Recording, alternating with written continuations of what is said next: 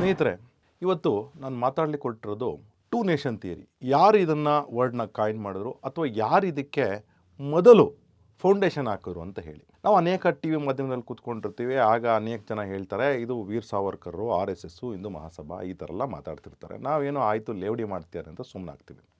ಆದರೆ ಕಳೆದ ವಾರದಲ್ಲಿ ನಡೆದಂತಹ ಪಾರ್ಲಿಮೆಂಟ್ ಸೆಷನ್ನಲ್ಲಿ ಮಾತಾಡ್ತಾ ರಾಜ ಅವರು ತುಂಬ ಸೀನಿಯರು, ಆಲ್ಮೋಸ್ಟ್ 5 ಬಾರಿ MP ಆಗಿರ್ತಕ್ಕಂಥವರು, ಮಂತ್ರಿ ಆಗಿದ್ದರು, DMKಯಿಂದ ಲೂಟ್ ಮಾಡಿ ಕರಪ್ಷನ್ ಚಾರ್ಜ್ ಮೇಲೆ ಅವ್ರ ಮೇಲೆ ಅನೇಕ ಕೇಸಸ್ ಆಯಿತು. ಇಂಥವ್ರು ಹೇಳ್ತಾರೆ ಹಿಂದೂ ಮಹಾಸಭಾ ಮತ್ತು ವೀರ್ ಸಾವರ್ಕರ್ ಅವರು ಮತ್ತು ಜೊತೆಗೆ RSS ಅವರು ಇದನ್ನು ಕಾಯಿನ್ ಮಾಡಿದ್ರು ಅಂತ ಹೇಳ್ತಾರೆ. ಎಂಥ ವಿಪರ್ಯಾಸ! ಯಾಕೆಂದರೆ ಇವರೆಲ್ಲನೂ ಸಹ ಅಥೆಂಟಿಕ್ ಬುಕ್ಸ್ನ ಓದ್ಕೊಳ್ಳಲ್ಲ ಮತ್ತು ಅಥೆಂಟಿಕ್ ಥಿಯರೀಸ್ನ ಯಾರು ಯಾವಾಗ ಫ್ಲೋಟ್ ಮಾಡಿದ್ರು ಅನ್ನೋದಕ್ಕೆ ಇವರೊಂದು ಬಯಾಸ್ಡ್ ಮೈಂಡ್ಸೆಟ್ಟಲ್ಲಿ ಇರ್ತಾರೆ. ಇತ್ತೀಚೆಗೆ ರೀಸೆಂಟಾಗಿ MS ಜೈನ್ ಅಂತಂದ್ಬಿಟ್ಟು ಒಬ್ಬ ವಿದ್ವಾನರು, ಸ್ಕಾಲರು, ರಿಸರ್ಚರು ತುಂಬ ಡೀಟೇಲಾಗಿ ಇದ್ರ ಬಗ್ಗೆ ಒಂದು 100 ಪುಸ್ತಕಗಳನ್ನು ಓದಿ ಆ ಪುಸ್ತಕಗಳಲ್ಲಿ ಏನೇನಿದೆ ಅನ್ನತಕ್ಕಂತಹದನ್ನು ಮೆನ್ಷನ್ ಮಾಡ್ತಾರೆ ಮತ್ತು ಇದನ್ನು ಎಳೆಯಾಗಿ ಬಿಚ್ಚಿಡ್ತಕ್ಕಂತಹ ಕೆಲಸನ ಮಾಡ್ತಾರೆ. ನೋಡಿ, ಮೊದಲು ಅಹಮದ್ ಸರ್ನಿದ್ ಅಂತ ಹೇಳಿ ಅವರು ಅಕ್ಬರ್ನ ಕಾಲಘಟ್ಟದಲ್ಲಿರ್ತಕ್ಕಂತಹ ಒಬ್ಬ ಸ್ಕಾಲರು, ಉರ್ದು ಸ್ಕಾಲರು. ಅವರು ಏನು ಹೇಳ್ತಾರೆ ಅಂದರೆ, ಮುಸ್ಲಿಂ ಡಾಮಿನೇಷನ್ ಇರ್ತಕ್ಕಂತಹ ಏರಿಯಾನ, ಉದಾಹರಣೆಗೆ ಯಾವುದಾದ್ರೂ ಒಂದು ಪ್ರಾವಿನ್ಸಲ್ಲಿ ಇರ್ತಾರೆ ಅಂತ ಇಟ್ಕೊಳ್ಳಿ, ನಾರ್ತ್ ವೆಸ್ಟ್ ಫ್ರಂಟಿನರ್ ಅಂತ ಪ್ರಾವಿನ್ಸ್ ಅಂದರೆ ಇವತ್ತು ಪಾಕಿಸ್ತಾನದಲ್ಲಿ ಏನಿದೆ, ಇಂತಹ ಪ್ರಾವಿನ್ಸ್ಗಳನ್ನು ಪಾಕಿಸ್ತಾನ ಅಂತ ಘೋಷಣೆ ಮಾಡಬೇಕು. ದೀನ್ ಇಲಾಹಿ ಅಂತಂದ್ಬಿಟ್ಟು ಏನು ಅಕ್ಬರ್ ಸ್ಟಾರ್ಟ್ ಮಾಡಿರ್ತಾರೆ, ಒಂದು ರಿಲಿಜನ್, ಹಿಂದೂಗಳು ಮತ್ತು ಮುಸಲ್ಮಾನರು ಜೊತೆಗೆ ಬನ್ನಿ ಅಂತಂದ್ಬಿಟ್ಟು ಏನು ಸ್ಟಾರ್ಟ್ ಮಾಡಿರ್ತಾರೆ ಅಂತಕ್ಕಂಥ ಥಿಯರಿ ಇದೆ, ಅದನ್ನು ಅಪೋಸ್ ಮಾಡ್ತಾರೆ. ಅಂದರೆ ಈ ಇಸ್ಲಾಮಿಕ್ ಡಾಮಿನೇಷನ್ ಏನಿದೆ ಇದನ್ನು ಸರ್ಹದೇ ಪಾಕಿಸ್ತಾನ್ ಅಂತ ಹೇಳ್ತಕ್ಕಂಥ ವರ್ಡು ಅಂತ ಹೇಳಿ MS ಜೈನ್ ಅವರು ಹೇಳಿರೋದನ್ನು ನಾನು ಕೋಟ್ ಮಾಡ್ತಾ ಇದ್ದೀನಿ. ತದನಂತರದಲ್ಲಿ ಶಾ ವಲಿಯಾ ಅಂತ ಹೇಳಿ, ಇದು ಇವರ ಕಾಲಘಟ್ಟ ಏನಿದೆ ಆಲ್ಮೋಸ್ಟು ಔರಂಗಜೇಬ್ ಕಾಲ ನಂತರನೇ, ಇವರು ಹುಟ್ಟಿದ್ದೇನೆ ಔರಂಗಜೇಬ್ ಕಾಲದ ನಂತರದಲ್ಲಿ. ಅಕ್ಬರ್ ಶಾ 2 ಅಂತ ಬಳಿ ಬರ್ತಾನೆ 1757. ಈ ಟೈಮಲ್ಲಿ 1757 ಬಂದಂಥ ಅಕ್ಬರ್ ಶಾ 2 ಟೈಮಲ್ಲಿ ಇವರು ಬರೀತಾರೆ, ಇವತ್ತು ಏನು ಯಾವ ರೀತಿ ಪವರ್ ಡಿಕ್ಲೈನ್ ಆಗಿದೆ, ಈ ಪವರ್ನ ನಾವು ವಾಪಸ್ ಪಡ್ಕೊಳ್ಬೇಕಾದ್ರೆ ನಾವು ರಾಷ್ಟ್ರನ ಬೇರೆ ಮಾಡೋ ಸಂದರ್ಭ ಬರುತ್ತೆ ಮುಂದೆ ಅಂತ ಹೇಳಿ ಶಾ ವಲಿಯನ್ ಅಂತ ಹೇಳಿ ಇವರು ಬರೀತಾರೆ. ತದನಂತರದಲ್ಲಿ ಸೈಯದ್ ಅಹಮದ್ ಖಾನ್ ಅಂತಕ್ಕಂತಹ ವ್ಯಕ್ತಿ, ಇವರು ಯಾರು ಅಕ್ಬರ್ ಶಾ 2 ಅಂತ ನಾನು ಹೇಳಿದೆ, ಅವರ ದಿವಾನ್ರಾಗಿದ್ದಂತಹ ಮೌಲಾನಾ ಉಲ್ ಮುಲ್ಕ್ ಅಂತ ಹೇಳಿ ಅವರ ಮೊಮ್ಮಗ. ಇವರು ಮೊದಲ ಬಾರಿಗೆ ಇವರು ಕ್ಲಿಯರ್ ಕಟ್ಟಾಗಿ ಯಾಕೆ ಸಪ್ರೇಟ್ ನೇಷನ್ ಬೇಕು ಅಂತಕ್ಕಂತಹ ವಿಚಾರನ ಮಂಡನೆ ಮಾಡ್ತಾರೆ. ಅದನ್ನು ಯಾವ ರೀತಿ ಬರೆದಿದ್ದಾರೆ ಅನ್ನೋದನ್ನು ನಾನು ಅದೇ ರೀತಿ ಓದ್ತೇನೆ. ಇವರು ಬರೀತಕ್ಕಂತಹದ್ದು 1876 ಬರೀತಕ್ಕಂತಹದ್ದು ಒಂದು ಪುಸ್ತಕದಲ್ಲಿ. Now I am convinced that Hindus and Muslims could never become in one nation, as their religion and way of life was quite distant from each other. Now I am convinced totally that these communities will not join wholeheartedly by in anything at present. There is no open hostility between the two communities, but it will increase immensely in the future. He who will live will see ಅಂತ ಹೇಳಿ ಬರೀತಾರೆ 1876. ಅಂದರೆ 1857 ಏನು ಸಿಪಾಯಿ ಮ್ಯೂಟನಿ ಅಂತ ನಾವು ಹಿಸ್ಟ್ರಿನಲ್ಲಿ ಓದಿದ್ವಿ, ಅಥವಾ first rebellion of independence ಅಂತ ಹೇಳಿ ವೀರ್ ಸಾವರ್ಕರ್ ಹೇಳಿದರು, ಇದರ ನಂತರದಲ್ಲಿ ಬರೆದಂತಹ ವರ್ಡ್ಸ್ ಇದು. ತದನಂತರದಲ್ಲಿ ಸೈಯದ್ ಅಹಮದ್ ಖಾನ್ ಅವರು 1887 ಬರೀತಾರೆ. ಅಂದರೆ ಈಗಾಗಲೇ ಕಾಂಗ್ರೆಸ್ ಫಾರ್ಮ್ ಆಗಿ 2 ವರ್ಷ ಆಗಿರುತ್ತೆ ಮತ್ತು ಕಾಂಗ್ರೆಸ್ನಲ್ಲಿ ಅನೇಕ ಜನ, ಅಂದರೆ ಇಂಡಿಯನ್ ನ್ಯಾಷನಲ್ ಕಾಂಗ್ರೆಸ್ ಅಂತ ಏನು ಮಾಡ್ಕೊಂಡಿರ್ತಾರೆ, ಅವ್ರು ಹೇಳ್ತಾರೆ ಇಂಡಿಪೆಂಡೆನ್ಸ್ಗೆ ನಾವೆಲ್ಲರೂ ಜೊತೆಲಿ ಹೋಗೋಣ ಅಂತ ಹೇಳಿ. ಆವತ್ತಿಗೆ ಬ್ರಿಟಿಷರೇನೇ ಸಹ ಕಾಂಗ್ರೆಸ್ನ ಅಧ್ಯಕ್ಷರಾಗಿರ್ತಾರೆ. ಆದರೆ ಇವರು ಕಾಂಗ್ರೆಸ್ನ ಫಾರ್ಮೇಷನ್ ಆದಮೇಲೆ ಸೈಯದ್ ಅಹಮದ್ ಖಾನ್ ಅವರು ಇನ್ನೊಂದರಲ್ಲಿ ಬರೀತಾರೆ, is it possible that under these circumstances 2 nations, Mohammedan and an Hindu, could sit on the same throne and remain equal in the power? Question mark ಕೇಳ್ತಾರೆ. Most certainly not. It is necessary that one of them should conquer the other and thrust it down. To hope that both could remain equal is to be desire that is impossible and inconceivable ಅಂತ ಹೇಳಿ ಬರೀತಾರೆ. ಅದನ್ನು ನನಗೆ ಇಷ್ಟ ಇದೆ, but ಆದರೆ ಇಷ್ಟನೂ ಇಲ್ಲ, ಅಂದರೆ ಪಾಸಿಬಲ್ ಅಲ್ಲ ಅಂತ ಹೇಳಿ ಸೈಯದ್ ಅಹಮದ್ ಅವರು 1887 ಬರೀತಾರೆ. ಇಲ್ಲಿ ಈ ಕಾಲಘಟ್ಟ ಅಂತ ತಿಳ್ಕೊಳ್ಳಿ. 1876 ಇವರು ಹೇಳಿದ್ದು ಸೈಯದ್ ಅಹಮದ್ ಖಾನ್ ಅವರು. ಅದಾದಮೇಲೆ 1887 ಕ್ಲಿಯರ್ ಕಟ್ಟಾಗಿ ಹೇಳ್ತಾರೆ ಸಪ್ರೇಟ್ ನೇಷನ್ಸ್ ಆಗಬೇಕು ಅನ್ನತಕ್ಕಂತಹ ಮಾತುಗಳನ್ನ ಹೇಳ್ತಾರೆ. ಆವತ್ತಿಗೆ ವಿನಾಯಕ್ ದಾಮೋದರ್ ಸಾವರ್ಕರ್ ಅವ್ರಿಗೆ ಇನ್ನು 4 ವರ್ಷ, ಯಾಕೆಂದರೆ ಅವ್ರು ಹುಟ್ಟಿದ್ದು 1883. ಈ ಲೆಟ್ರ್ ಬರೆದಿರ್ತಕ್ಕಂಥದ್ದು 1887. ಲೆಟ್ರಲ್ಲ, ಇನ್ಫ್ಯಾಕ್ಟ್ ಒಂದು ದೊಡ್ಡ ಆರ್ಟಿಕಲ್ಲು. ಅದಾದಮೇಲೆ ತದನಂತರದಲ್ಲಿ ಅನೇಕ ಘಟನಾವಳಿಗಳಿಗೆ ಸಾಕ್ಷಿಯಾದಂತಹದ್ದು ಏನು ಅಂತಂದರೆ 1905 ಈಸ್ಟ್ ಬೆಂಗಾಲು ಒಂದು ಪ್ರಾವಿನ್ಸ್ ಆಗಿರುತ್ತೆ. ಈಸ್ಟ್ ಬೆಂಗಾಲ್ ಮತ್ತು ವೆಸ್ಟ್ ಬೆಂಗಾಲ್ ಆಗಿ ಅದನ್ನು ರಾಜ್ಯಗಳನ್ನಾಗಿ ಡಿವೈಡ್ ಮಾಡ್ತಾರೆ. ಅಂದರೆ ಇವತ್ತೇನು ವೆಸ್ಟ್ ಬೆಂಗಾಲ್ ಇದೆ, ಇವತ್ತೇನು ಬಾಂಗ್ಲಾದೇಶ್ ಇದೆ, ಅದು ಈಸ್ಟ್ ಬೆಂಗಾಲು, ಇದು ವೆಸ್ಟ್ ಬೆಂಗಾಲ್ ಅಂತ ಹೇಳಿ ಕರೀಲಿಕ್ಕಾಗ್ತದೆ. 1925 ಆಲ್ ಇಂಡಿಯಾ ಮುಸ್ಲಿಂ ಲೀಗ್ ಏನಿದೆ ಇವತ್ತು, ಅಲ್ಲಿ ಜಸ್ಟಿಸ್ ಅಬರ್ ರಹೀಮ್ ಅವರು ಕ್ಲಿಯರ್ ಕಟ್ಟಾಗಿ ಹೇಳ್ತಾರೆ, ಒಂದು ಆರ್ಟಿಕಲ್ನು ಬರೀತಾರೆ. 2 ನೇಷನ್ ಥಿಯರಿ ಅಂದರೆ ಏನು ಅಂತ ಹೇಳಿದ್ಬಿಟ್ಟು ಬರೀತಾರೆ. ಅದ್ರ ಬೇಸಸ್ ಮೇಲೆ 2 ನೇಷನ್ ಆಗಬೇಕು, ಅದಕ್ಕೆ ನಾವು ಪಾಕಿಸ್ತಾನ ಅಂತ ಕರಿತೀವಿ ಅಂತ ಹೇಳಿ ರಹೀಮ್ ಅವರು ಹೇಳ್ತಾರೆ. ಅಂದರೆ ಒಬ್ಬ ಸ್ಕಾಲರು ಜಸ್ಟಿಸ್ ಆಗಿದ್ದಂಥವರು ರಹೀಮ್ ಅಂತ ಹೇಳಿ, ಜಸ್ಟಿಸ್ ಅಬ್ರಾರ್ ರಹೀಮ್ ಅಂತ ಹೇಳಿ, ಇವರು 2 ನೇಷನ್ ಥಿಯರಿ ಆಗಬೇಕು ಅಂತ ಹೇಳಿ ಹೇಳ್ತಾರೆ. ಅದರ ಬೇಸಸ್ ಮೇಲೆ SM ಇಕ್ರಮ್ ಅಂತ ಹೇಳ್ತಕ್ಕಂಥವರು ಅವರ ಶಿಷ್ಯರಾಗಿರ್ತಾರೆ. ಅವರು ಒಂದು ಆರ್ಟಿಕಲ್ನ ಕ್ಲಿಯರ್ ಕಟ್ಟಾಗಿ ಬರೀತಾರೆ. ಅದನ್ನು ನಾನು ಓದ್ತೇನೆ, ಕೇಳಿ. Hindus and Muslims are 2 religion sects, not like Protestants and Christian of England, but they are distant in their communication, in their approaches, in their attitude, in their culture, economy and socially driven societies, in their civilizations. These 2 sects can never live together. So, dividing them completely shall be the fact, and that they have lived for thousands of years together as one nation is also a falsehood. ಇವ್ರು ಬರೆದಿರ್ತಕ್ಕಂಥ words, ನಾನು coat ಮಾಡಿರ್ತಕ್ಕಂಥದ್ದು ಪುಸ್ತಕದಲ್ಲಿ clear ಆಗಿದೆ.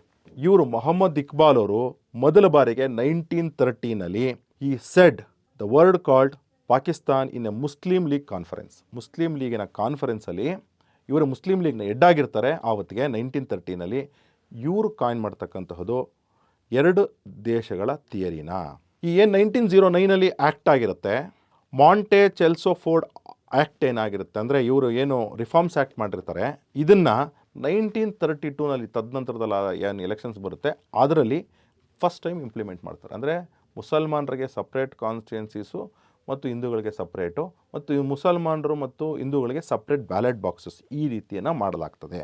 ತದನಂತರದಲ್ಲಿ ವೀರ್ ಸಾವರ್ಕರ್ ಅವರು 1937 ನಡೆದಂತಹ ಹಿಂದೂ ಮಹಾಸಭಾದಲ್ಲಿ ಹೇಳ್ತಾರೆ, ಹೌದು ಈಗ ನಾವು ತುಂಬ ಮುಂದೆ ಬಂದುಬಿಟ್ಟಿದ್ದೀವಿ, ಅದರಿಂದಾಗಿ ಪ್ರಾಬಬಲಿ ನಮಗೆ 2 ದೇಶಗಳ ಅವಶ್ಯಕತೆ ಇದೆ ಅನ್ನತಕ್ಕಂತಹ ಮಾತನ್ನು ಸಹ ಅವರು ಪ್ರತಿಪಾದನೆ ಮಾಡ್ತಾರೆ. ಅದೇ ಟೈಮಲ್ಲಿ ಅನೇಕ ಜನ ಮೇಧಾವಿಗಳು, ಅನೇಕ ಜನ ಬುದ್ಧಿಮಾನರು ಹೇಳ್ತಾರೆ, ನೀವು ಬರೀ ರಿಚ್ ಮತ್ತು ಎಲೈಟ್ ಮತ್ತು ಸ್ಕಾಲರ್ಸ್ ಹೇಳ್ತಕ್ಕಂಥ ಮಾತುಗಳನ್ನ ಕೇಳ್ತಿದ್ದೀರಾ, ಕಾಮನ್ ಮುಸಲ್ಮಾನ ಏನು ಭಾರತದಲ್ಲಿದ್ದಾನೆ ಇವನ ಮಾತನ್ನು ಕೇಳಿಸ್ಕೊಳ್ಳಿ ಅಂತಕ್ಕಂಥ ಮಾತನ್ನು ಹೇಳ್ತಾರೆ. ಯಾಕೆಂದರೆ ಆತ 2 ನೇಷನ್ ಥಿಯರಿಗಳಿಗೆ ಸಪೋರ್ಟ್ ಮಾಡ್ತಾ ಇಲ್ಲ, ಬರೀ ಯಾರು ಸ್ಕಾಲರ್ಸ್ ಇದ್ದಾರೆ, ಯಾರು ರೆಪ್ರೆಸೆಂಟೇಟಿವ್ಸ್ ಆಫ್ ಮುಸ್ಲಿಮ್ ಅಂತ ಹೋಗಿ ಅನೇಕ ಕಡೆ ಭಾಷಣಗಳನ್ನ ಮಾಡ್ತಾರೆ, ಇಂಥವ್ರು ಮಾತ್ರ ಕೇಳ್ತಾ ಇದ್ದಾರೆ. ಒಬ್ಬ ಕಾಮನ್ ಮುಸಲ್ಮಾನರಿಗೆ 2 ದೇಶ ಬೇಡ ಅಂತ ಹೇಳ್ಬಿಟ್ಟು 1937 ಒಂದು ಮೊಮೆಂಟಮು ಸಹ ಸ್ಟಾರ್ಟ್ ಆಗುತ್ತೆ. ನಾನೀಗಾಗಲೇ ಒಂದು ಲೆಟ್ರನ್ನ ಸಹ ನಾನು ಓದಿದೆ. SM ಇಕ್ರಾಮ್ ಅಂತ ಹೇಳಿರ್ತಕ್ಕಂಥವರು ಏನು ಬರೆದಿದ್ರು ಅದೇ ಲೈನ್ಸ್ ಮೇಲೇ ಮೊಹಮ್ಮದ್ ಅಲಿ ಜಿನ್ನಾ 1940 ಭಾಷಣ ಮಾಡ್ತಾರೆ ಲಾಹೋರ್ ಮುಸ್ಲಿಂ ಲೀಗ್ನ ಲಾಹೋರ್ ಕಾನ್ಫರೆನ್ಸಲ್ಲಿ. Religion, philosophy, social circumstances, social customs, literature, treatment towards women and treatment towards children, their customs of nikah and adoption, everything is different from for in Hindu and a Muslim ಅಂತ ಹೇಳಿ ಆವತ್ತು ಭಾಷಣದಲ್ಲಿ coat ಮಾಡಿರತಕ್ಕಂತಹದನ್ನು ಸಹ MS ಜೈನವರು ಬರೆದಿದ್ದಾರೆ. ಇನ್ನು 1942 crimson ಮಿಷನ್ನು ಹೇಳುತ್ತೆ 2 nation ಥಿಯರಿಗೆ ಯಾವ ರೀತಿಯ ಬುನಾದಿಯನ್ನು ಹಾಕಬೇಕು ಹೇಳಿ ಅಂತ ಹೇಳಿ. 1941 ಒಂದು CID ಒಂದು ರಿಪೋರ್ಟ್ನ ಕೊಡುತ್ತೆ. ಅನೇಕ ಜನ ಮುಸಲ್ಮಾನರು ಸಹ ಈ 2 ನೇಷನ್ ಥಿಯರಿಗೆ ಅಪೋಸ್ ಮಾಡ್ತಿದ್ದಾರೆ. ಅಂದರೆ ಕಾಮನ್ ವೀವರ್ಸ್ ಇರ್ಬೋದು ಅಥವಾ ಕಾಮನ್ ಜನ ಇರ್ಬೋದು, ಇವರೆಲ್ಲ ಸಹ ಹೋರಾಟ ಮಾಡಲಿಕ್ಕೂ ಸಹ ಬೀದಿಗೂ ಇಳಿದಿದ್ರು. ಅದನ್ನು ರೆಕಾರ್ಡೆಡ್ ಹಿಸ್ಟ್ರಿನಲ್ಲೂ ಸಹ ಇದೆ. ಅಂದರೆ ಕಾಮನ್ ಮುಸಲ್ಮಾನ ಯಾರಿದ್ದ, ಸಾಧಾರಣವಾಗಿದ್ದಂತಹ ಮುಸಲ್ಮಾನ, ಇವತ್ತಿಗೂ ಅಷ್ಟೇ ಸಾಧಾರಣ ಮುಸಲ್ಮಾನ ನೀವು ವಕ್ಫ್ ಪ್ರಾಪರ್ಟಿ ನಮಗೆ ಕೊಟ್ಬಿಡಿ ಅಥವಾ ಆ ರೀತಿ ಈ ರೀತಿ ಅಂತ ಸಾಧಾರಣ ಮುಸಲ್ಮಾನ ಹೇಳ್ತಿಲ್ಲ. ಯಾರು ಪೊಲಿಟಿಷಿಯನ್ ಮುಸಲ್ಮಾನರಿದ್ದಾರೆ, ಯಾರು ಪವರ್ಫುಲ್ ಮುಸಲ್ಮಾನ, ಯಾರು ಟಿ ವಿನಲ್ಲಿ ಬಂದು ಕೂತ್ಕೊಂಡು ಮಾತಾಡ್ತಾರೆ ಅಥವಾ ಭಾಷಣ ಮಾಡ್ತಾರೆ, ಅವರು ಮಾತ್ರ ಜಾಸ್ತಿ ಮುಸಲ್ಮಾನತ್ನ ಪ್ರಚಾರ ಮಾಡೋದು. ಆದರೆ ಒಬ್ಬ ಸಾಧಾರಣ ಮುಸಲ್ಮಾನ ತನ್ನ ಕೆಲಸ ಆಯಿತು, ತನ್ನ ಹೊಟ್ಟೆಪಾಡಾಯಿತು, ಆತ ಯಾವತ್ತೂ ಸಹ ಭಾರತದ ವಿರೋಧ ಹೋಗಲ್ಲ. ಆತ ಭಾರತದ ಪರವಾಗೇ ಇದ್ದಾನೆ, ಇದು ನನ್ನ ಅಣ್ಣ ಕೊಟ್ಟಿದ್ದು, ನನಗೆ ಗಾಳಿ ಕೊಟ್ಟಿದ್ದ ದೇಶ, ಇದು ನಂಗೆ ನೀರು ಕೊಟ್ಟಿದ್ದ ದೇಶ ಅಂತಂದ್ಬಿಟ್ಟು ಅವನು ಭಾರತ ಮಾತನ್ನು ಹಾಗೆ ಪೂಜಿಸ್ತಾನೆ. ಆದರೆ ಟಿ ವಿ ಮಾಧ್ಯಮದಲ್ಲಿ ಬಂದು ಕೂತ್ಕೊಳ್ಳೋರು ಅಥವಾ ರಾಜಕಾರಣದಲ್ಲಿ ಇರ್ತಕ್ಕಂಥವ್ರು ಮಾತ್ರ ಪೋಲರೈಸ್ ಮಾಡಿ ಅವ್ರ ಓಟ್ನ ಕನ್ಸಾಲಿಡೇಟ್ ಮಾಡ್ತಕ್ಕಂಥದ್ದು ಯಾರಾದರೂ ಇದ್ದರೆ ಅದು ಪೊಲಿಟಿಕಲ್ ಮುಸಲ್ಮಾನರು ಮತ್ತು ಭಾಷಣ ಮಾಡ್ತಕ್ಕಂಥ ಮುಸಲ್ಮಾನರು. ಇದನ್ನು ಇಯಾನ್ ಕಾಪ್ಲ್ಯಾಂಡ್ ಅಂತ ಹೇಳಿ ಒಬ್ಬರು ಒಂದು ಪುಸ್ತಕನ ಬರೆದು ನೀಟಾಗಿ ಹೇಳಿದ್ದಾರೆ ಅಂತಕ್ಕಂತಹ ವಿಚಾರ. ಇನ್ನು 1942ನಲ್ಲಿ ಯಾವ ರೀತಿ ಕ್ರಿಮ್ಸನ್ ಮಿಷನ್ ಆಯಿತು, ಅದಾದಮೇಲೆ 1946ನಲ್ಲಿ ಡೈರೆಕ್ಟ್ ಆ್ಯಕ್ಷನ್ ಡೇ ಆಯಿತು, 1947 3 ಜೂನ್ ಯಾವ ಡಿಕ್ಲರೇಷನ್ ಆಯಿತು ಅಂತಕ್ಕಂತಹದ್ದು ಇವೆಲ್ಲವೂ ಸಹ ಪಾಕಿಸ್ತಾನದ ಟೂ ನೇಷನ್ ಥಿಯರಿಯ ಫಾರ್ಮುಲೇಷನ್ಗೆ ಆಗಿದಂಥ ವಿಚಾರ. ಬ್ರಿಟಿಷ್ ಅಫಿಷಿಯಲ್ಸ್ ಏನಿದ್ರು ಥಿಯೋ ಬೋರ್ಬೆಕ್ ಮಾರ್ಸನ್ ಅಂತ ಹೇಳಿ ಇವರು 1906 ಒಂದು ಮುಸಲ್ಮಾನ ರಾಷ್ಟ್ರ ಈ ಭಾರತದಲ್ಲಿ ಆಗುತ್ತೆ, ಯಾಕೆ ಅಂತಂದರೆ ಇವರ ಕಲ್ಚರ್ ಏನಿದೆ ಇವೆರಡು ಸಪ್ರೇಟ್ ಅಂತಕ್ಕಂತಹ ಮಾತನ್ನು ಹೇಳಿರ್ತಾರೆ.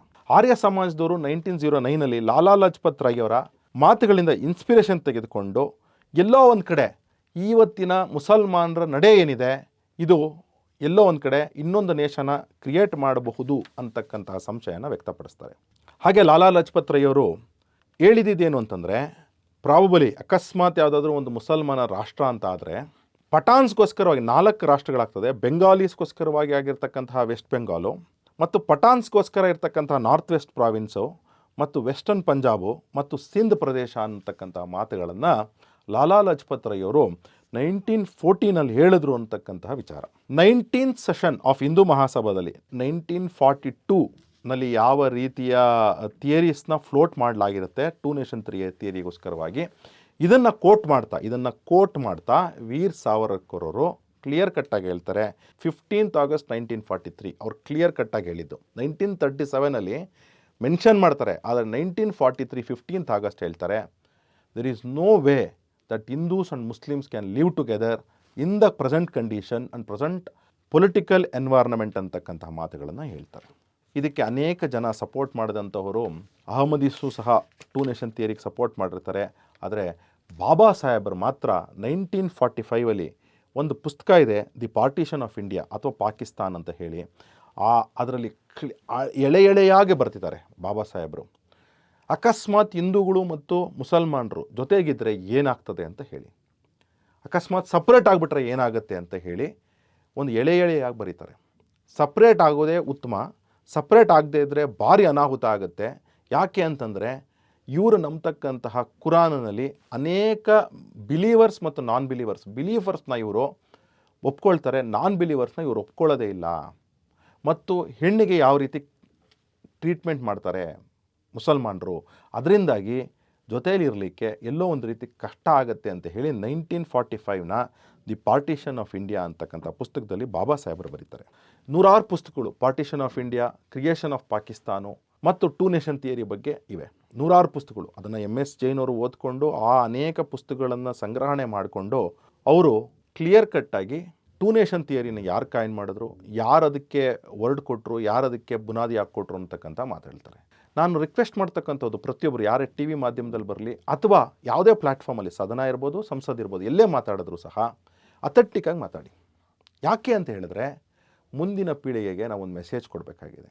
ಏನು ನಡೆದಿದೆ ಸತ್ಯ ಘಟನೆಗಳು, ಅದರಲ್ಲಿ ಯಾರೇ ತಪ್ಪು ಮಾಡಿರಲಿ, ಅದರಲ್ಲಿ ಹಿಂದೂ ನಾಯಕರು ತಪ್ಪು ಮಾಡಿದಾರ, ಹೌದು ತಪ್ಪೆ, ಮುಸಲ್ಮಾನ ನಾಯಕರು ತಪ್ಪು ಮಾಡಿದಾರ ತಪ್ಪೆ, ಆದರೆ ಸತ್ಯತೆಯನ್ನು ಆಚೆ ಮಾತಾಡಬೇಕಾಗಿದೆ ಮತ್ತು ಸತ್ಯನ ಹೊರಗಡೆ ತರ್ತಕ್ಕಂತಹ ವಿಚಾರ ಮಾಡಬೇಕಾಗಿದೆ. ಅದರಿಂದಾಗಿ ಮಾತ್ರ ಭಾರತ ಒಂದು ಸರ್ವಶ್ರೇಷ್ಠ ಭಾರತವಾಗಲಿಕ್ಕೆ ಸಾಧ್ಯ. ಯಾಕೆ ಅಂತಂದರೆ ಈಗ ನಾವು ಹಿಸ್ಟ್ರಿನ ಪುಸ್ತಕಗಳಲ್ಲಿ ಸುಳ್ಳು ಬರೆದು ಹಿಂದೂ ಮುಸ್ಲಿಂ ಬಾಯಿ ಅಂತ ಹೇಳಿದಂಥವ್ರಿಗೆ ಅನೇಕ ಜನಕ್ಕೆ ನಾವು ನಂಬ್ಕೊಂಡು ಇಷ್ಟು ದಿವಸ ಬಂದುಬಿಟ್ಟಿದ್ದೀವಿ. ಆದರೆ ಸಾಧಾರಣ ಮುಸಲ್ಮಾನನ ಕತೆ ಬೇರೆ. ಸ್ಕಾಲರ್ಸ್ ಯಾರಿದ್ದಾರೆ, ಫಿಲಾಸಫರ್ಸ್ ಅಂತ ಯಾರು ಅನ್ಸ್ಕೊಂಡಿದ್ರು ಮತ್ತು ಭಾರತದ ಚರಿತ್ರೆನ ನಾವು ಬರಿತೀವಿ ಅಂತ ಯಾರು ಹೊರಟರು, ಇವ್ರು ಮಾಡಿದಂಥ ಅಟ್ರಾಸಿಟೀಸ್ನ ನಾವು ಜನಕ್ಕೆ ತಿಳಿಸ್ಲೇಬೇಕಲ್ವೇ. ಅದರಿಂದಾಗಿ ನಾನು ಪ್ರತಿಯೊಬ್ಬರಿಗೂ ರಿಕ್ವೆಸ್ಟ್ ಮಾಡ್ತಾ ಇದ್ದೇನೆ, ಸತ್ಯತೆಯ ಅರಿವಿಗೋಸ್ಕರವಾಗಿ ನಾವು ನಮ್ಮಲ್ಲಿ ನಾಯಕರು ಯಾರಿರ್ತಾರೆ ಅವ್ರಿಗೆ ಸತ್ಯನ ನೀವು ಮಾತಾಡ್ತಕ್ಕಂಥ ಕೆಲಸನ ಮಾಡಿ ಅಂತೇಳಿ ರಿಕ್ವೆಸ್ಟ್ ಮಾಡೋಣ. ಟೂ ನೇಷನ್ ಥಿಯರಿಗೆ ಪಿತಾಮಹ ಯಾರಾದ್ರಿದ್ದರೆ ಅದು ಸೈಯದ್ ಅಹಮದ್ ಖಾನ್ ಮತ್ತು ಮೊಹಮ್ಮದ್ ಅಲಿ ಜಿನ್ನಾ. ಖಂಡಿತವಾಗ್ಲೂ ಹಿಂದೂ ಮಹಾಸಭಾ ಅಲ್ಲ, RSS ಅಲ್ಲ, ವೀರ್ ಸಾವರ್ಕರ್ ಅಲ್ಲ. ಇಷ್ಟನ್ನು ಹೇಳಿ ನನ್ನ ಮಾತುಗಳನ್ನು ಮುಗಿಸ್ತೇನೆ. ಧನ್ಯವಾದ.